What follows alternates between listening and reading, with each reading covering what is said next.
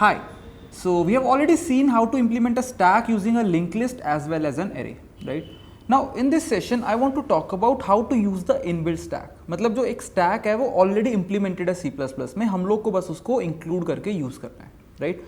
वो एक बार देख लेते हैं कैसे करना है. So एक बार जल्दी से एक फाइल बना लेता हूँ.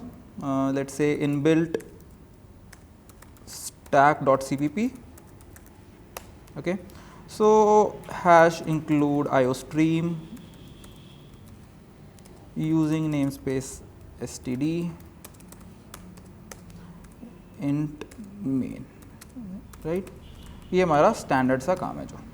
तो सबसे पहले मुझे अपने स्टैक को इंक्लूड करना पड़ेगा.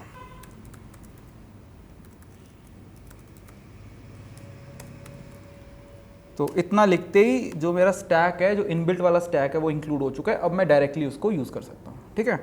तो यूज़ करने के लिए I will create a stack let's say integer elements उसमें रखते हैं, नाम रख देते हैं s. ओके. तो इसमें फंक्शन के नाम होते हैं पुश एंड पॉप, जैसे हमने पहले बनाए थे वैसे पुश एंड पॉप. ठीक है. तो s dot push let's say इसमें 10 पुश कर देते हैं, राइट. ऐसे करते करते कुछ और एलिमेंट्स पुश कर देते हैं. So 10, 20, 30, 40, 50, 60. तो 6 एलिमेंट मैंने इसमें पुश कर दिए, राइट. तो अगर मुझे टॉप एलिमेंट देखना है तो I can very easily see using top function s dot top, right. तो very easily I can see it. तो चेक करते हैं. सो टॉप एलिमेंट मुझे 60 मिल रहा है, राइट. Obviously 10, 20, 30, 40, 50, 60, तो 60 is my top element. Similarly अगर मुझे एक एलिमेंट बाहर निकालना है तो I will do s dot pop. तो एक एलिमेंट मेरा बाहर आ जाएगा and if I check now मेरा top element obviously is going to be 50 now, right. So two things should be printed, 60 and 50. So पहले 60 था, एक पॉप करने के बाद 50. वन डिफरेंट थिंग जो हमने करी थी, हमने s डॉट पॉप से हमने वैल्यू रिटर्न भी करवा दी थी. हम निकाल भी देते थे और रिटर्न भी कर देते थे, बट इसमें वो काम नहीं होता. ठीक है. इसमें बस वो निकालता है, रिटर्न कुछ नहीं करता, राइट. तो अगर हमको टॉप वाली वैल्यू देखनी है तो हमको टॉप फंक्शन यूज़ करना है, अगर निकालना है तो पॉप यूज़ करना है, right. Okay. So then other function is size, s dot size. अगर तुम्हें स्टैक का साइज पता करना है तो हमारे पास एक फंक्शन है साइज, राइट. तो इफ़ आई कॉल दिस तो इट इज़ 60, 50 जो पहले वाली आउटपुट थी और अब यहाँ पे 5 आ गई, दैट इज साइज.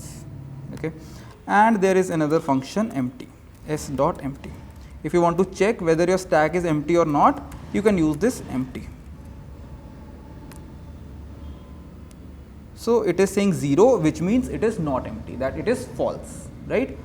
अगर मैं पूरा के पूरा खाली कर दूंगा so then it would become is empty 0, right. अगर मैं 5 बार और पॉप कॉल कर दूं यहाँ पे let's say, so अब वो एम्प्टी हो जाएगा. So it should return me 1 now. So 60, 50, 5 and 1 over here. ठीक है. तो इस तरह से हम लोग स्टैक को वेरी इजीली यूज़ कर लेंगे, राइट. तो अभी हम लोग जो इसके बाद प्रॉब्लम सॉल्व करेंगे स्टैक और क्यूज़ की, तो उसमें हम लोग इनबिल्ट वाला यूज़ कर लेंगे. चाहे वो पहले वाले भी यूज़ कर सकते हैं जो हमने खुद बनाए हैं, बट हम लोग इनबिल्ट यूज़ कर लेंगे, राइट. ओके.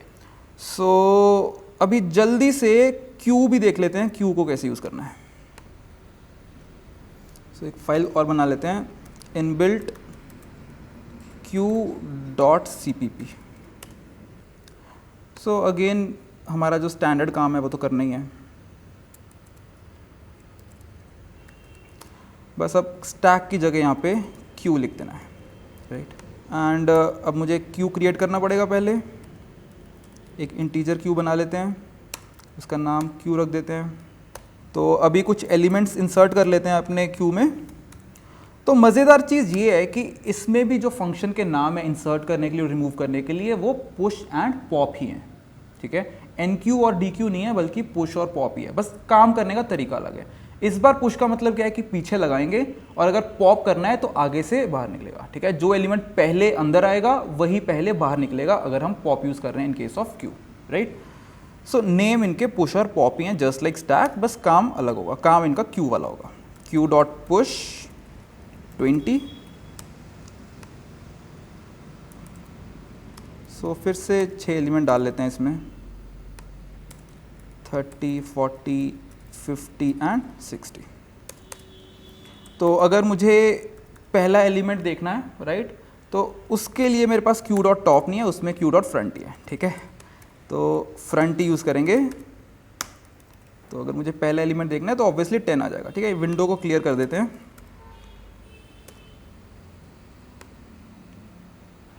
सो 10 मेरा फ्रंट एलिमेंट है। तो जैसे स्टैक में टॉप होता है वैसे क्यू में फ्रंट होगा, ठीक है। चलो, मुझे कोई रिमूव करना है तो क्यू डॉट पॉप, बट ये पॉप से क्या होगा कि मेरा 10 बाहर निकलेगा, राइट।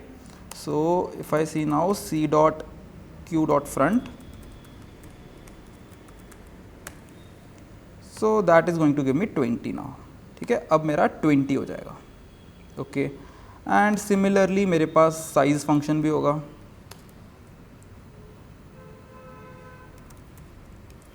सो साइज मेरा 5 होगा, ओके। एंड एम्प्टी भी होगा हमारे पास।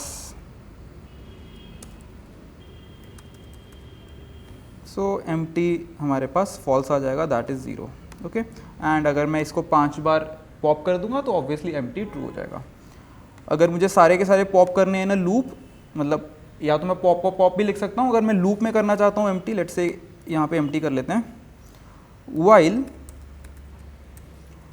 Q dot empty, right. और इसके आगे एक नॉट लगा देंगे ऑब्वियसली,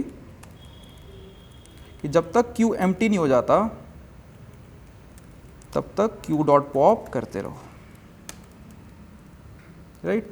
सो अब अगर मैं कॉल करूंगा तो क्यू डॉट एम्प्टी में मेरे पास 1 आ जाएगा, राइट। तो हमारे पास ज़्यादा कुछ नया समझने के लिए यहाँ पे था नहीं, right, because we already know what a stack and a queue is. बस जस्ट हमको देखना था कि कैसे हमको इनबिल्ट वाले यूज़ करने हैं, right. So from the next session we are going to start solving few problems. Thank you.